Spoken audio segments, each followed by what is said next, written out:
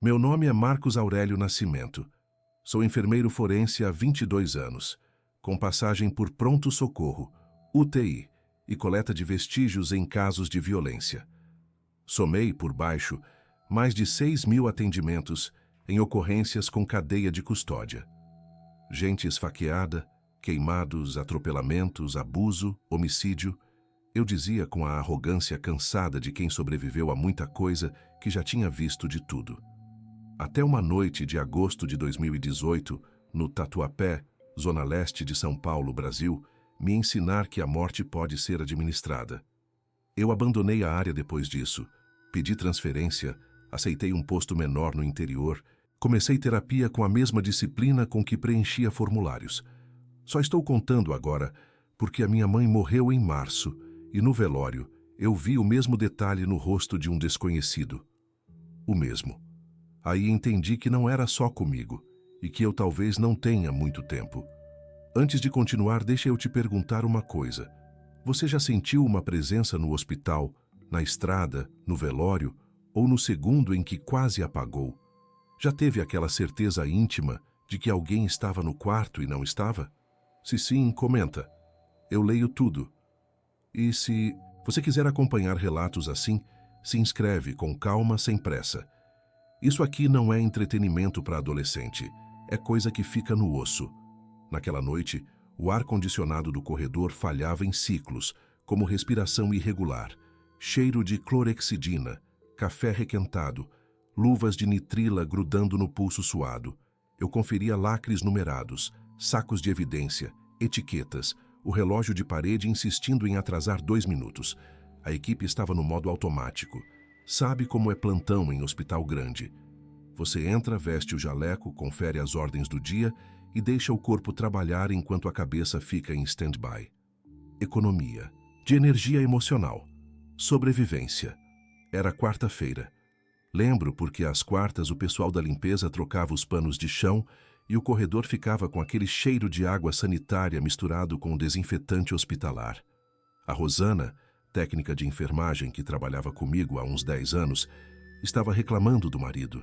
Sempre reclamava. Eu fingia que ouvia, mas na verdade estava pensando na conta de luz que tinha esquecido de pagar. Coisas banais. A vida que a gente leva quando acha que entende as regras. O rádio da recepção estalou. A médica do plantão, doutora Cibele, disse com aquele tom meio irritado, meio curioso que ela usava quando algo fugia do script. Chegou um caso de queda, mas está estranho. Estranho. Eu lembro de ter pensado que estranho, no vocabulário dela, significava no máximo alguma inconsistência menor nos relatos dos bombeiros. Fratura exposta sem sangramento visível. Vítima consciente demais para a gravidade aparente. Essas coisas. Você aprende a calibrar o que cada colega quer dizer com cada palavra. A Cibele não era do tipo que exagerava. Quando a maca entrou, empurrada por 2 paramédicos que eu não conhecia, a primeira coisa que eu notei foi o silêncio. Não aquele silêncio de respeito que a gente guarda para os mortos.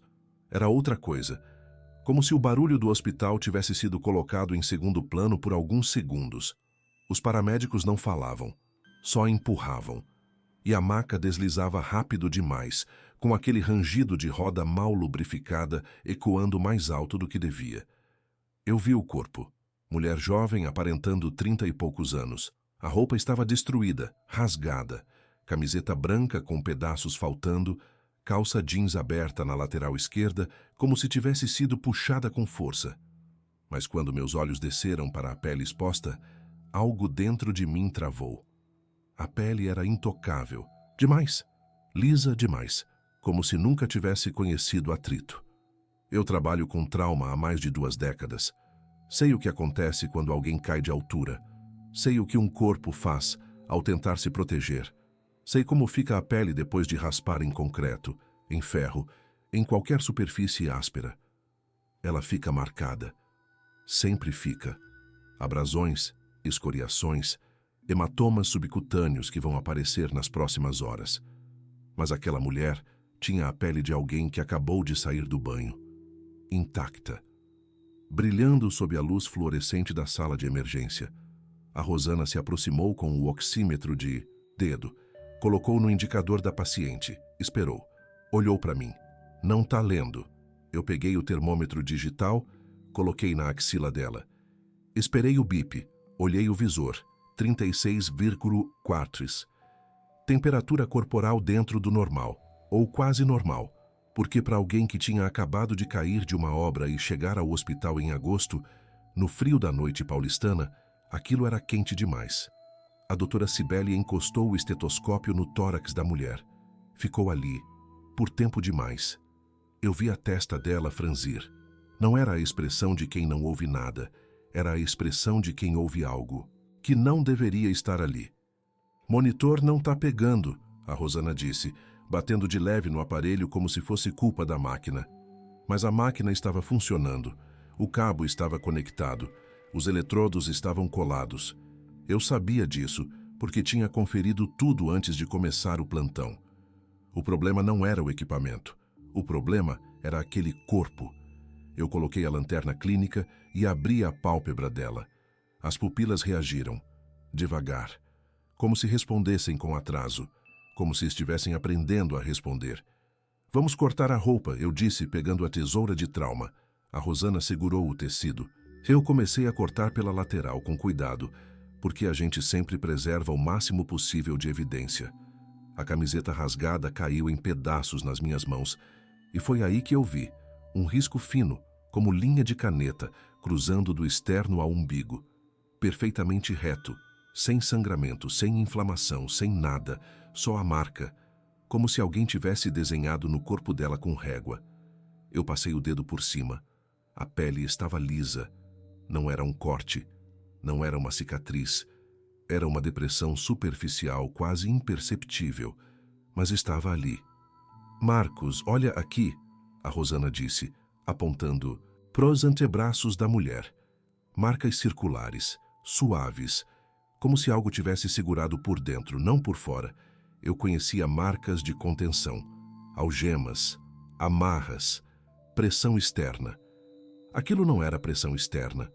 Era como se a pele tivesse sido moldada de dentro para fora. Chamei o Paulo, enfermeiro de emergência, que trabalhava há mais tempo que eu. Ele veio, olhou, não disse nada por uns 10 segundos. Depois soltou uma risada curta, nervosa. Que porra é essa? Ninguém respondeu. O coordenador do plantão passou pela porta, deu uma olhada rápida e saiu. Não falou nada, mas eu vi a expressão dele. Era a mesma expressão que eu tinha visto em fotógrafos de cena de crime quando encontravam algo que não cabia no relatório. A doutora Cibele pediu raio-x de tórax e abdômen, pediu tomografia, pediu tudo. E enquanto esperávamos, aquela mulher ficou ali, na maca, com a pele intocável, com a temperatura estável, com as pupilas reagindo devagar, sem monitor captando nada. Eu fiquei parado ao lado da maca, só observando. E foi aí que eu senti. Não foi uma coisa que eu vi ou ouvi. Foi uma sensação física, como se o ar ao redor dela fosse mais denso, como se o espaço ali estivesse errado. A Rosana saiu para pegar mais material. O Paulo voltou para o posto. A doutora Cibele foi conferir o sistema. Eu fiquei sozinho com ela. E juro por tudo que, por um segundo, eu vi o monitor captar um traço mínimo. Um sinal. Uma linha verde no visor que desapareceu assim que eu pisquei. Eu sou enfermeiro forense. Eu não acredito em fantasma. Eu não acredito em alma. Eu acredito em protocolo. Mas naquela noite, pela primeira vez em 22 anos, eu senti que o protocolo não ia dar conta. No final do plantão eu tinha uma certeza íntima, fria e pesada. Aquele caso não cabia em 22 anos de rotina. Sem documento, sem nada. O bombeiro que trouxe a ficha estava com pressa. Plantão pesado. Ele entregou o papel amassado na minha mão e saiu antes que eu pudesse perguntar qualquer coisa. Eu olhei a ficha. Nome, em branco. Idade estimada, 32 anos. Endereço, não informado. Circunstância, queda de altura, obra pequena perto da Radial Leste. Funcionária terceirizada. Sem mais detalhes. Era um caso rotineiro no papel, daqueles que você atende e já sabe os próximos passos. Preservar evidências, fotografar, documentar, esperar. O IML se for óbito, esperar a família se houver identificação. Simples, mecânico, seguro. Só que nada naquele corpo era simples. A bolsa dela estava ali, numa cadeira ao lado da maca. Bolsa preta, sintética, sem marca. Eu abri. Dentro tinha uma carteira vazia, sem dinheiro, sem documento, sem foto. Tinha um lenço de papel dobrado, uma caneta esferográfica azul e um pedaço de papel com um número de telefone escrito à mão. Só isso. Eu tentei ligar para o número 3 vezes. Só dava caixa postal, nenhuma mensagem gravada, só aquele bip automático. A Rosana voltou com o material de coleta. Vamos fazer o protocolo completo? Eu assenti. Protocolo completo significava tudo. Fotos técnicas com escala, angulação padronizada, iluminação adequada. Coleta de vestígios sob as unhas, na roupa, na pele. Preservação de todas as evidências em sacos numerados e lacrados. Registro de cada detalhe com horário exato. Era o que eu fazia bem. Era o que me mantinha são. Coloquei o oxímetro de novo. Nada. Verifiquei os eletrodos do monitor cardíaco. Tudo certo. Mas o visor continuava em linha reta. Aquela linha verde sem movimento que a gente associa com ausência de vida. Peguei a câmera. Comecei pelas fotos gerais. Corpo inteiro. Ângulo superior. Lateral. Depois aproximei. Foquei no risco que cruzava do externo ao umbigo. Tirei 10 fotos com escalas diferentes. Medi a marca com fita métrica, 23 centímetros. Perfeitamente reta. Precisão cirúrgica. Mas sem corte. A doutora Cibele entrou de novo. Os exames de imagem vão demorar. Tô pedindo prioridade, mas o tomógrafo tá ocupado. Enquanto isso, vamos fazer o básico. Ela pegou o estetoscópio. Encostou no tórax. Esperou. Mudou de posição. Encostou de novo. Franziu a testa. Tem algo aqui, mas não é batimento. Como assim? Eu perguntei. É como se tivesse um eco ou uma vibração. Algo que responde quando eu encosto, mas não é ritmo cardíaco. Eu nunca tinha ouvido a Cibele falar assim. Ela era objetiva, técnica, não usava palavras como eco ou vibração para descrever sinais vitais. A Rosana tocou a pele da mulher. Tá morna, não tá fria, mas também não tá quente. Temperatura axilar, 36,4 degrees. Eu tinha medido, mas a sensação ao tocar era outra. Era como se a temperatura estivesse ali, estável, sem flutuação, sem a variação natural que a gente espera de um corpo vivo ou morto. Eu peguei a tesoura e terminei de cortar o que restava da roupa. Calça jeans destruída, mas de novo sem sujeira proporcional. Quase não havia poeira de obra, nada de cimento grudado, nada de graxa, nada de terra. A calça estava rasgada como se tivesse passado por uma máquina industrial, mas limpa. Examinei as pernas. Pele intacta, sem hematomas, sem escoriações, sem nada. Só aquelas marcas circulares nos antebraços e nos tornozelos, suaves, quase invisíveis, como impressões digitais invertidas. Vou coletar fibras para análise microscópica, eu disse, pegando o kit de coleta. Passei a fita adesiva especial nos pedaços de roupa.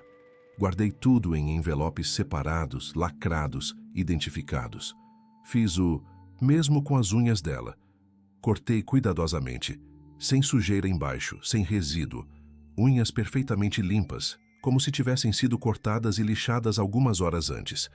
O Paulo entrou na sala. E aí, já identificaram? Nada ainda, eu respondi. Sem documento, sem celular, sem nada. Ele se aproximou da maca, olhou.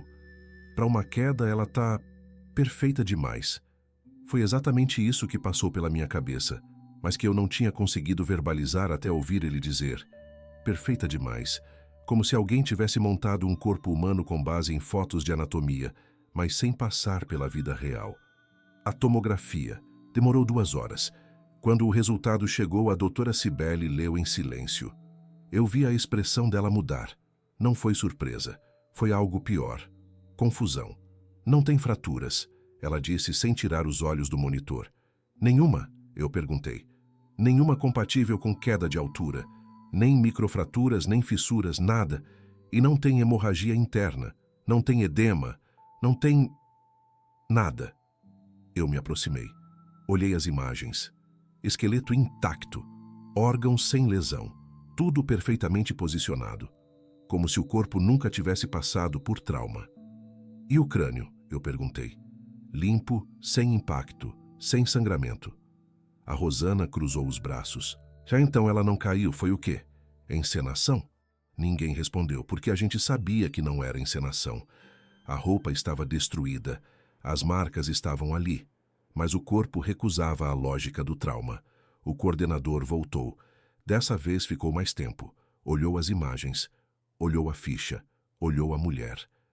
Vamos preservar tudo, documentação completa, e vamos tentar achar a família.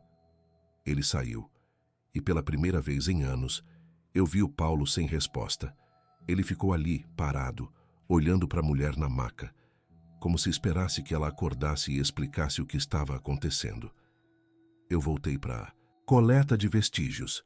Passei a lupa nas fibras da roupa. E foi aí que eu vi algo que me gelou. As fibras tinham padrões repetitivos, microtramas geométricas, como se tivessem sido fabricadas com precisão industrial, não desgastadas por uso real. Eu tinha visto fibras rasgadas, queimadas, desgastadas por atrito, mas nunca tinha visto fibras que pareciam ter sido criadas já rasgadas. Guardei as amostras, lacrei tudo, registrei horário e continuei trabalhando como se fosse possível encaixar aquilo no protocolo. Mas no fundo da minha cabeça, uma voz que eu não queria ouvir começou a sussurrar: isso não é humano. Eu ignorei, porque ignorar era mais fácil do que aceitar. 3 dias depois apareceu um RG, CPF, endereço. Nome completo: Helena Cristina Almeida, nascida em 1986, residente na Vila Carrão. O documento era recente, emissão de 2017, foto dela, perfeita, sem desfoque, sem imperfeição. Eu liguei para o endereço registrado. Uma mulher atendeu. Disse que não conhecia ninguém com esse nome. Disse que morava ali há 10 anos e nunca ouviu falar dessa pessoa. Eu insisti. Ela desligou. Fui até o endereço. Um prédio pequeno com porteiro. Perguntei. O porteiro olhou o nome, olhou a foto, balançou a cabeça. Nunca vi. Liguei para a empresa terceirizada que constava na ficha. CNPJ regular, alvará em dia. Atenderam no primeiro toque. Perguntei sobre Helena Cristina Almeida. A mulher do outro lado da linha disse que ia verificar. Ficou em silêncio por 1 minuto. Voltou. Não consta ninguém com esse nome aqui. Mas ela trabalhava para vocês, eu disse. Não temos registro disso. Desculpa. Eu insisti. Ela desligou. Voltei para o hospital. Olhei a ficha de novo. O nome estava ali. O RG estava ali. O endereço estava ali. Tudo impecável, tudo perfeito. Mas nada conectado com a realidade. E foi aí que eu entendi o tamanho do problema. Não era só um corpo estranho. Era uma identidade fabricada. Uma pessoa criada no papel, com documentos reais, mas sem lastro humano. Sem história, sem passado, sem ninguém que lembrasse dela. Eu comecei a anotar tudo. Nomes, datas, detalhes. Tudo o que eu via, eu escrevia. Porque eu já sentia que, em algum momento, alguém ia tentar apagar isso. Eu perdi minha filha num acidente doméstico há 8 anos. Ela tinha 4. Caiu da escada enquanto eu estava no plantão. Minha ex-mulher ligou. Eu cheguei no hospital onde eu mesmo trabalhava e vi minha filha sendo reanimada por colegas, que conheciam meu nome. Não deu certo. Parada cardíaca. Trauma craniano. Causa e efeito claros. Lógica preservada. Eu consegui aceitar porque havia uma explicação. Foi por isso que eu não conseguia aceitar Helena Cristina Almeida. Porque não havia explicação. Eu comecei a revisar tudo. Fotos, laudos, horários, a cadeia de custódia das roupas, os lacres. Eu conferia cada número, cada assinatura, cada carimbo. Tudo perfeito. Nenhuma falha técnica, nenhum erro de procedimento. E mesmo assim nada fazia sentido. O laudo microscópico das fibras chegou 5 dias depois. Eu abri o envelope lacrado. Li uma vez. Li de novo. E senti o estômago apertar. Padrões repetitivos observados nas microtramas das fibras, estrutura geométrica consistente com fabricação padronizada, desgaste incompatível com uso prolongado, possível contaminação de amostra. Recomenda-se nova coleta. Contaminação de amostra. Era sempre isso. Quando algo não encaixa, a culpa é da coleta, do técnico, do envelope, nunca da realidade. Eu mandei nova coleta, usei outro kit, outro envelope, outro lacre. Esperei uma semana. O segundo laudo veio igual. Padrões repetitivos, fabricação padronizada, contaminação provável. Fui até o laboratório. Conversei com o técnico que fez a análise. Ele era novo, não conhecia meu histórico. Mostrei as fotos das fibras no microscópio. Perguntei o que ele via. Ele coçou a cabeça. Olha, é estranho. Parece que as fibras foram criadas já com o padrão de rasgado. Como se alguém tivesse desenhado o rasgo antes de rasgar de verdade. Isso é possível? Eu perguntei. Tecnicamente, não. Mas é o que está aqui. Eu agradeci, saí e voltei para o hospital com a sensação de que estava perseguindo algo que não queria ser encontrado. A pele, aquele risco reto. Eu não conseguia parar de pensar. Peguei as fotos de novo. Ampliei. O risco media 23 centímetros. Perfeitamente reto. Profundidade uniforme. Sem variação. Como se alguém tivesse usado uma régua e um bisturi, mas sem cortar. Só marcando. Mostrei para a doutora Cibele. Você já viu algo assim? Ela olhou. Demorou. Não. Parece mais uma depressão. Como se a pele tivesse sido pressionada por dentro. Por dentro? É. Como se algo tivesse empurrado de baixo para cima, moldando a superfície. Eu engoli seco. Porque aquilo que ela estava descrevendo não era trauma. Era outra coisa. As marcas circulares nos antebraços e tornozelos. Eu pedi análise dermatológica. O laudo veio em 3 dias. Marcas superficiais sem evidência de pressão externa, ausência de rompimento capilar. Padrão sugestivo de moldagem por pressão interna. Etiologia indeterminada. Pressão interna. De novo. Eu comecei a pesquisar casos semelhantes. Usei grupos fechados de enfermagem, fóruns de medicina legal, contatos antigos do IML. Mandei mensagens discretas. Já viram corpo sem marca de trauma após queda? Identidade perfeita, mas sem história? Exames que mudam quando você revisa? As respostas começaram a chegar, devagar, em mensagens privadas, sempre com o mesmo tom de cautela. Um enfermeiro de Campinas. Tive um caso assim em 2015. Mulher encontrada em rodovia, sem documento, pele intocada. Exame de corpo de delito limpo. Família apareceu 3 dias depois, mas ninguém lembrava dela direito. Arquivaram como acidente sem vítima fatal. Eu fui afastado 2 semanas depois. Um médico legista de Curitiba, 2017. Homem caído em construção, roupa rasgada, corpo perfeito. Protocolo completo. Quando fui revisar o laudo, as fotos estavam diferentes, como se tivessem sido trocadas. Pedi investigação. Me transferiram para a área administrativa. Uma técnica de Belo Horizonte. Caso de atropelamento. Carro em alta velocidade. Vítima com trauma mínimo. Identidade surgiu depois, documentos perfeitos, mas ninguém conhecia. Eu questionei. Me demitiram. Sempre terminando com alguém afastado. Demitido, silenciado. Eu salvei todas as mensagens. Imprimi. Guardei numa pasta física. Porque eu já sentia que o digital não era confiável. Voltei para o hospital. Entrei no sistema. Procurei o registro de Helena Cristina Almeida. Estava lá. Nome completo. CPF, RG, endereço.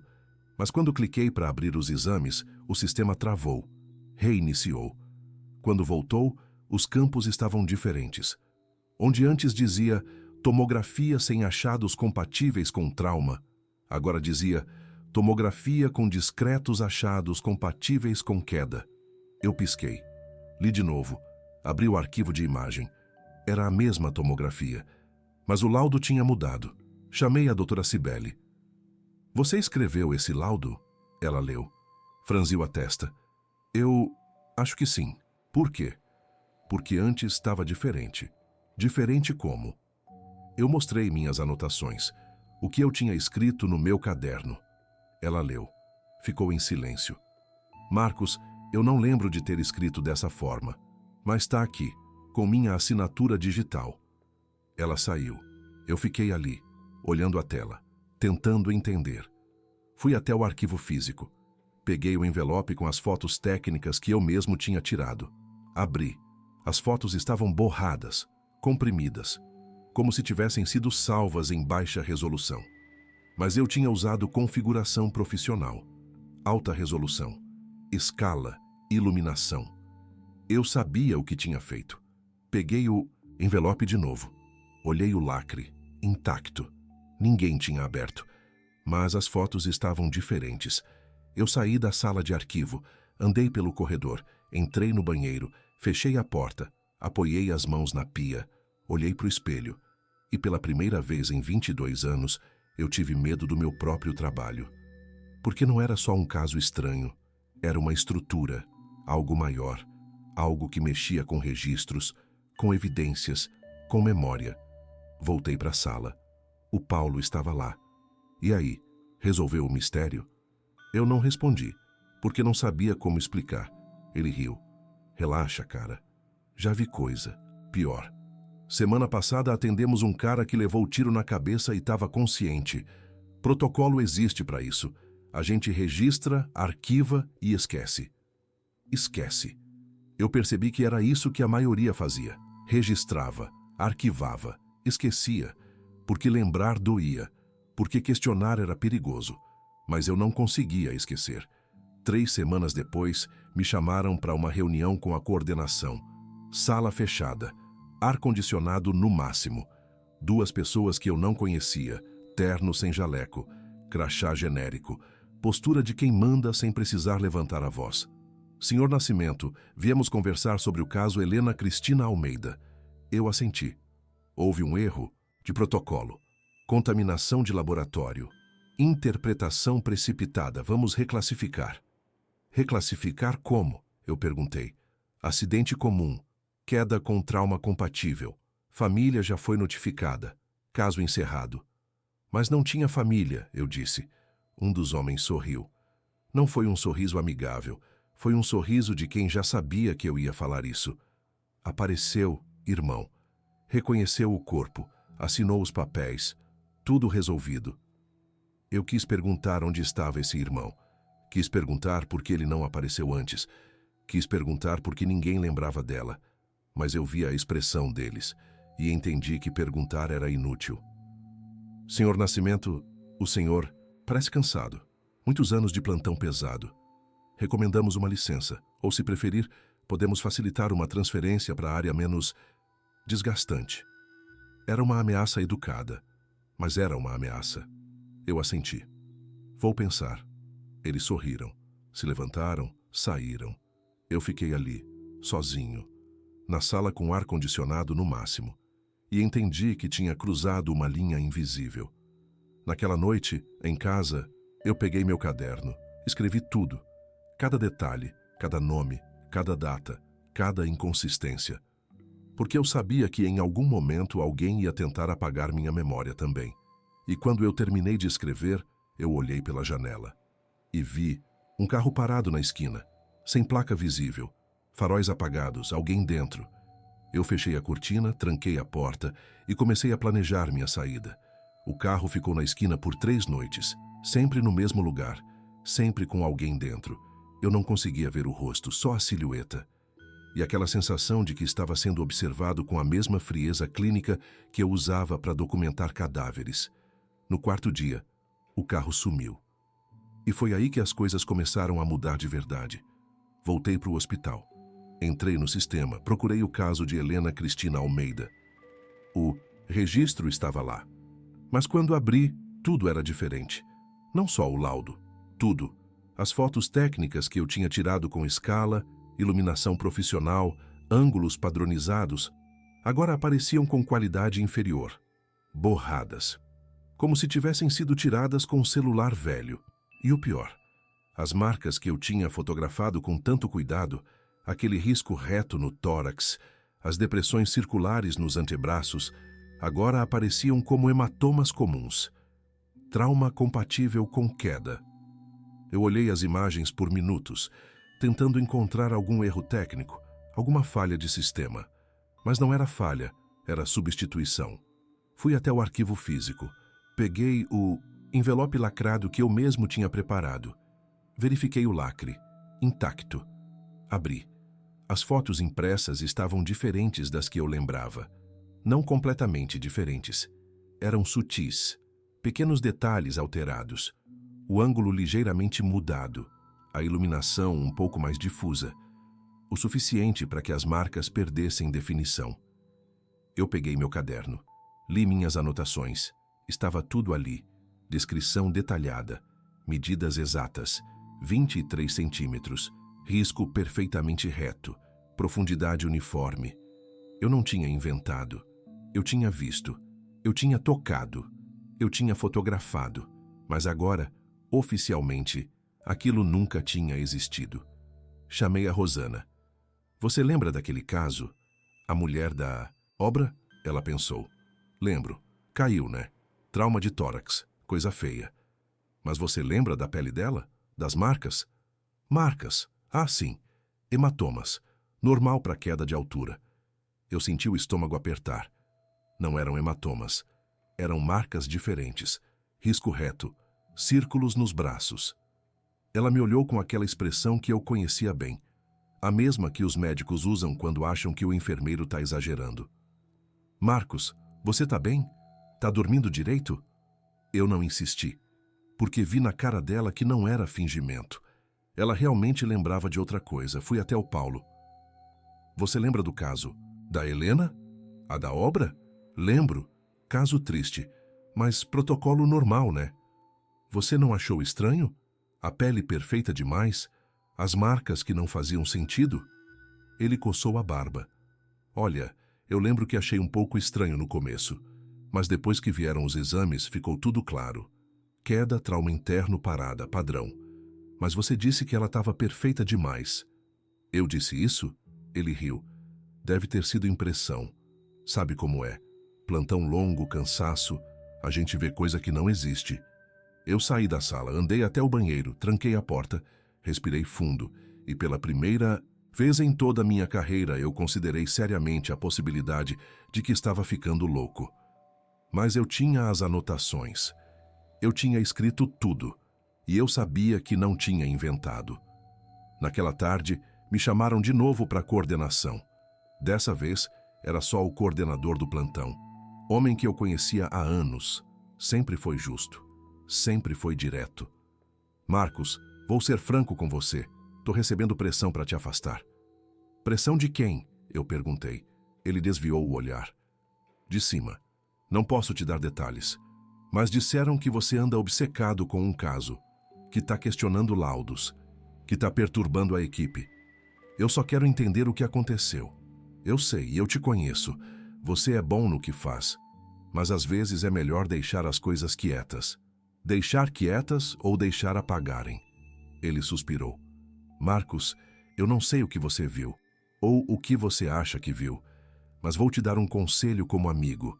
Aceita a licença. Tira uns meses, descansa, volta quando tudo isso tiver passado. E se eu não quiser? Então vão te forçar, e vai ser pior. Eu assenti. Agradeci. Saí, mas eu sabia que não ia desistir. Porque desistir significava aceitar que a realidade podia ser reeditada. E eu não estava pronto para isso. Comecei a perceber outros detalhes, pequenos, mas sistemáticos. Câmeras de segurança que não gravaram no dia que Helena deu entrada. Portas com controle de acesso que não registraram quem passou. Relógios de parede desencontrados por minutos, sempre minutos. Como se o tempo tivesse sido ajustado, mas não perfeitamente. Fui até a segurança.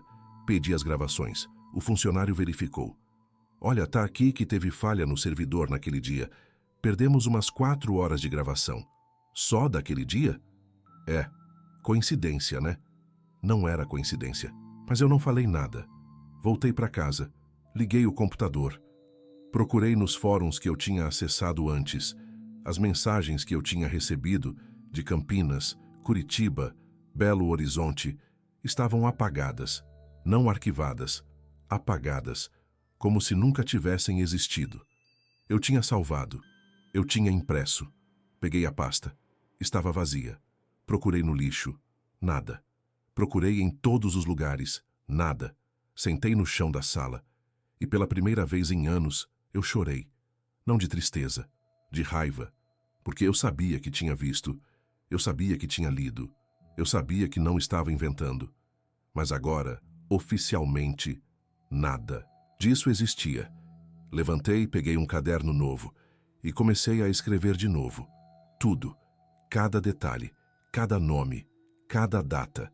Só que dessa vez eu escondi o caderno, dentro de uma caixa de ferramentas no porão, debaixo de pregos enferrujados que ninguém mexia há anos. Porque se eles podiam apagar evidências digitais, se podiam mexer com memória de gente, eu precisava de algo que não estivesse conectado, algo físico, algo escondido. E enquanto eu escrevia, eu pensei na minha filha, no acidente, na explicação clara, causa e efeito. E eu entendi por que esse caso me destruía tanto. Porque não havia explicação. Porque não havia causa, só efeito. E o efeito era o apagamento da verdade. Na semana seguinte, a ficha de Helena Cristina Almeida sumiu completamente do sistema. Não arquivada, não transferida, sumida, como se ela nunca tivesse dado entrada. Perguntei para a doutora Cibele. Sumiu? Que estranho. Deve ter sido erro de sistema. Mas olha, eu nem lembro direito desse caso. Foi aquele da obra, né? Protocolo normal. Ela não estava mentindo. Ela realmente não lembrava. E foi aí que eu entendi. Não era só sobre apagar provas. Era sobre apagar memória. E eu não sabia como, mas eles conseguiam. 2 meses depois, me ofereceram transferência para o interior. Itapetininga, clínica pequena, trabalho leve, salário menor, mas tranquilidade garantida. Eu aceitei, porque sabia que se ficasse, eu ia sumir também. Não fisicamente, mas mentalmente. Minha memória ia ser ajustada. Meu passado ia ser reescrito. E eu ia acordar um dia sem lembrar por que tinha entrado na enfermagem. Eu não queria isso. Então eu aceitei a transferência, assinei os papéis, dei entrada no pedido e planejei minha saída, mas antes de ir eu voltei ao hospital uma última vez. De noite, quando a equipe era reduzida, entrei na sala de arquivo. Procurei qualquer vestígio de Helena Cristina Almeida. Nada. Mas quando eu estava saindo, eu vi, no canto da sala, um envelope, sem identificação, sem lacre. Abri. Dentro tinha uma foto. Não era das que eu tinha tirado. Era outra, tirada de cima, ângulo impossível. Como se alguém tivesse fotografado de um ponto mais alto que o teto. E na foto, eu via a sala de emergência, a maca, Helena, e ao lado dela, 4 figuras. Não eram médicos, não eram enfermeiros, eram silhuetas, sem rosto definido, só contornos. E elas estavam fazendo algo com o corpo dela. Algo que eu não conseguia identificar, mas que me fez sentir um frio que não vinha do ar-condicionado. Guardei a foto, saí e nunca mais voltei. Eu aguentei mais 2 meses em São Paulo, outubro de 2018. O ar já começava a esquentar. As ruas continuavam barulhentas, o hospital continuava lotado. E eu continuava trabalhando, mas diferente, como se estivesse empurrando o próprio corpo pela rotina. Acordar, jaleco, plantão, protocolo, voltar para casa, dormir mal, repetir. A transferência estava aprovada. Era só questão de finalizar uns papéis, recolher meus documentos, fazer a transição. Eu estava contando os dias, não por ansiedade, por necessidade de sobrevivência. Porque cada dia naquele hospital era um dia a mais exposto a algo que eu não entendia. Foi numa manhã comum que eu a vi. Não foi em sonho. Não foi em delírio. Não foi numa sala escura de necrotério. Foi no corredor do hospital, perto da lanchonete onde o cheiro de pão na chapa mistura com álcool gel e café requentado. Ela estava de pé, calma, olhando um painel de senhas eletrônico como quem espera atendimento médico. Roupa comum, calça jeans, blusa branca, cabelo preso, a mesma idade aparente, 30 e poucos, a mesma pele sem história. Eu parei, o coração batendo errado dentro do peito, como se tivesse esquecido o ritmo certo. Por um segundo, pensei que estava vendo coisas, cansaço, estresse, trauma acumulado. Mas não, ela estava ali, real, sólida, respirando. Eu me aproximei, devagar, com as pernas tremendo de um jeito que eu não sentia desde a morte da minha filha. E quando cheguei perto o suficiente para ver os detalhes, eu vi o risco, aquele risco fino, quase invisível no pescoço, como uma linha que só aparece quando a luz certa bate.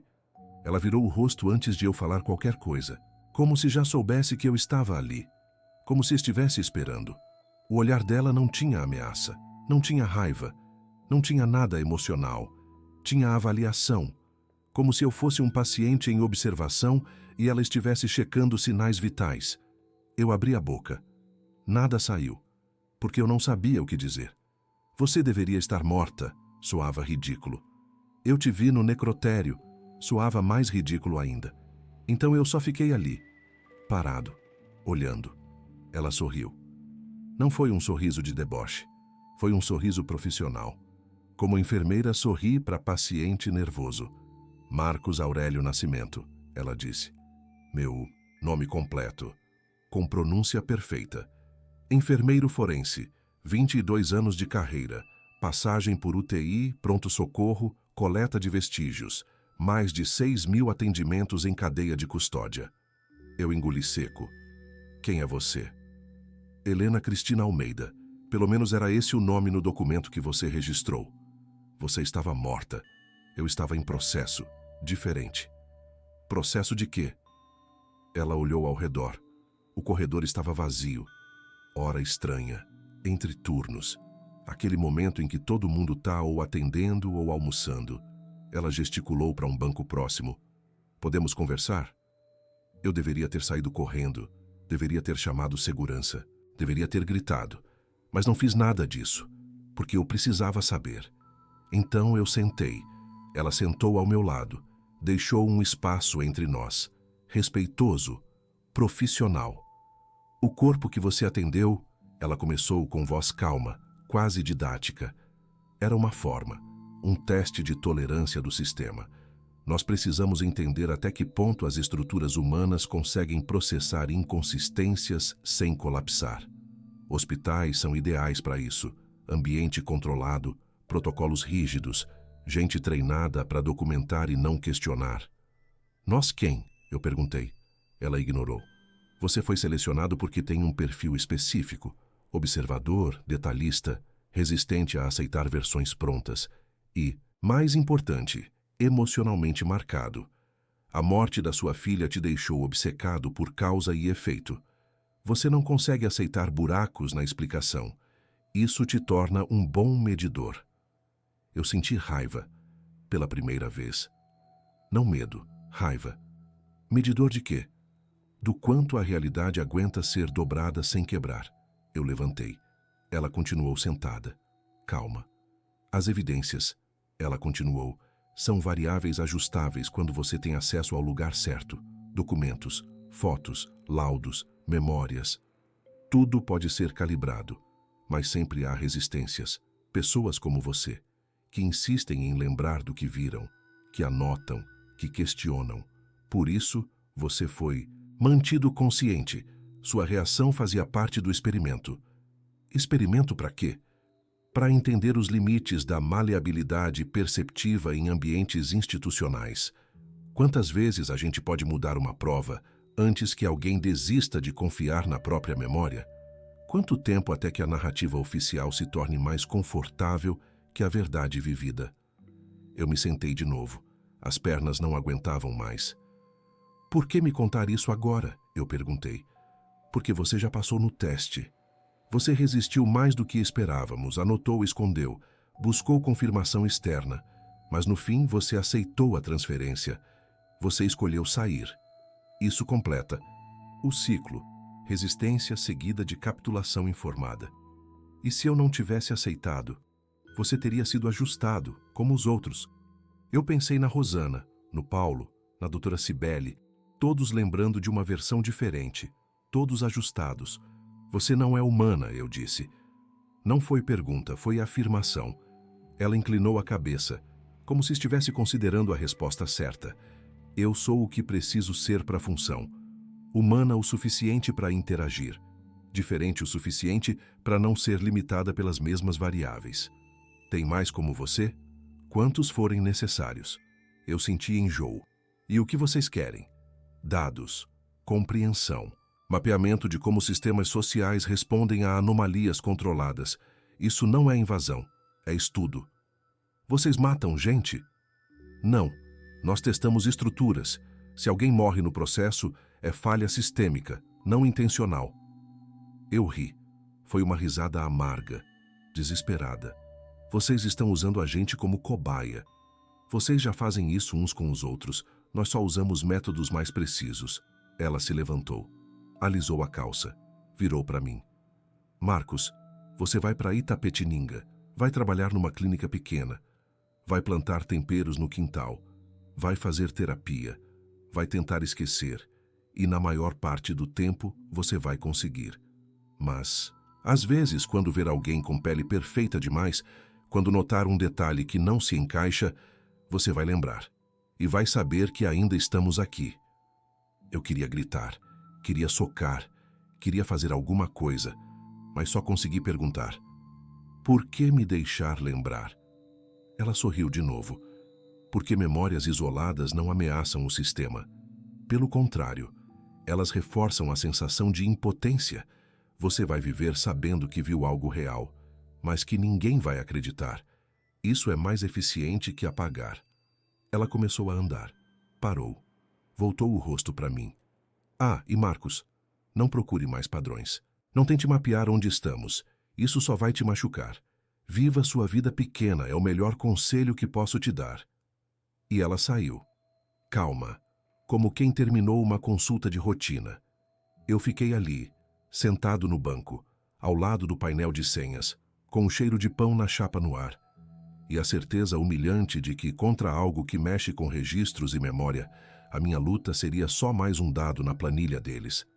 Naquela tarde, eu assinei minha transferência, sem ler direito, sem questionar, porque não havia mais o que questionar. E naquela noite, quando cheguei em casa, eu peguei o caderno escondido no porão. Li tudo, e depois, com mãos trêmulas, eu queimei. Página por página. Porque entendi que guardar era inútil. Eles podiam apagar. Eles podiam ajustar. Eles podiam fazer o que quisessem. Mas a memória dentro da minha cabeça, essa eles deixaram intacta, como presente envenenado, para que eu vivesse sabendo. Hoje eu moro em Itapetininga desde 2020, interior de São Paulo, cidade pequena, ritmo lento, trabalho numa clínica particular. Atendimento básico, consultas marcadas, nada de emergência, nada de trauma, nada de cadeia de custódia. Faço meu café devagar. Compro pão na padaria da esquina. O padeiro me conhece pelo nome. Aprendi a plantar temperos no quintal. Manjericão, alecrim, hortelã. Coisas simples. Coisas que crescem sem mistério. A vida ficou mais lenta. Mas não ficou leve. Porque eu nunca me livrei daquele caso. Não importa quantos anos passem, não importa quantas sessões de terapia eu faça, não importa quantas vezes eu tente me convencer de que foi estresse, cansaço, trauma acumulado, eu sei o que vi, eu sei o que senti, e eu sei que não foi ilusão. Eu olho para rostos no mercado, na fila do banco, no posto de saúde, e procuro o que é perfeito demais: pele sem microcicatriz, unhas limpas demais, olhos calibrados, movimentos que parecem ensaiados, mas não de forma amadora, de forma precisa. Teve uma vez no ano passado que uma mulher entrou na clínica para consulta de rotina. Pressão alta, nada demais. Mas quando eu peguei o braço dela para medir, eu senti. A pele estava quente, mas não com calor humano, com calor uniforme, como se a temperatura fosse mantida por dentro. Eu medi a pressão. Normal. Registrei. Ela saiu. Eu fiquei ali, parado, olhando para a porta, com aquela sensação de que tinha acabado de atender algo que não era completamente real. Não falei nada. Porque com quem eu ia falar? Com a médica da clínica que ia achar que eu tô paranoico? Com a recepcionista que ia rir e me oferecer chá de camomila? Não. Eu aprendi. Você guarda. Você observa. Você vive com isso. Eu tranco portas como quem obedece a uma regra antiga. Antes de dormir, checo todas. Janelas também. Não por medo de assalto, por medo de algo pior. De acordar e perceber que minha memória foi ajustada durante a noite. Que minhas anotações mentais foram calibradas. Que eu acordei sendo uma versão editada de mim mesmo. Tem gente que me acha excêntrico. O enfermeiro que tranca tudo. Eu deixo acharem. Melhor isso do que tentar explicar. A terapia ajuda. Um pouco. A terapeuta é boa. Não julga. Mas eu sei que ela acha que é TEPT. Trauma pós-morte da filha. Burnout da profissão. Ela nunca usa essas palavras, mas eu vejo nos olhos dela. E tudo bem. Porque eu não posso contar a verdade. Não posso dizer que vi um corpo que não era corpo. Que conversei com uma mulher que não era mulher. Que existem coisas ajustando a realidade nos bastidores. Então eu falo de cansaço, de excesso de plantão, de memórias ruins. E ela anota. E me passa exercícios de respiração. E eu faço. Porque ajuda a dormir. E dormir, mesmo mal, é melhor que ficar acordado lembrando. Minha mãe morreu em março desse ano. Câncer. Foi rápido. 2 meses entre o diagnóstico e o fim. Eu cuidei dela. Levei nas consultas. Fiquei no hospital. Acompanhei o processo todo. E quando chegou o velório, eu fui. Estava cheio. Família, amigos, vizinhos, gente que eu não via há anos. E foi lá que eu vi um homem, de terno, parado no canto, sem cumprimentar ninguém, só observando. E quando a luz bateu no rosto dele, eu vi. O mesmo detalhe, aquele risco fino, quase invisível, no pescoço. Eu gelei, fiquei parado, olhando. Ele percebeu, virou o rosto e saiu. Sem pressa, sem desculpa. Só saiu. Eu quis correr atrás, quis gritar, quis perguntar o que ele estava fazendo ali. Mas não fiz nada, porque entendi. Não era sobre minha mãe, era sobre mim.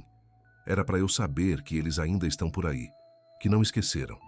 Que eu continuo sendo observado, e foi aí que eu entendi que não era só comigo. Que aquilo que eu vi em 2018 não foi caso isolado. É estrutura, é sistema. E está em todo lugar. Agora eu quero falar com você. Você que já viveu coisa demais para aceitar explicação pronta. Você que já passou dos 35 e sabe que a vida tem camadas que a gente não discute em público. Me responde com sinceridade. Você já acordou em hospital e sentiu que alguém tinha arrumado sua memória?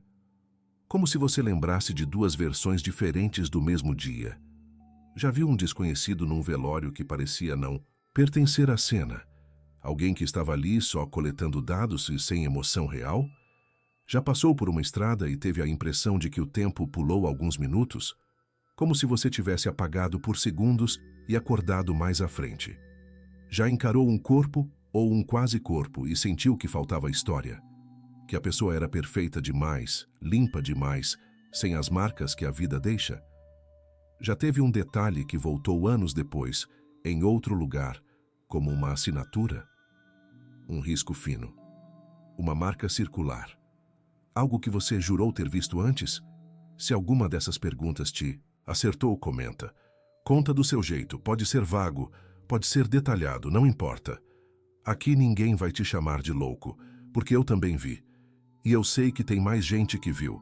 E se você quiser ouvir mais relatos de gente adulta que também viu o impossível e ficou carregando isso sozinho, se inscreve. Sem pressa. Sem pressão.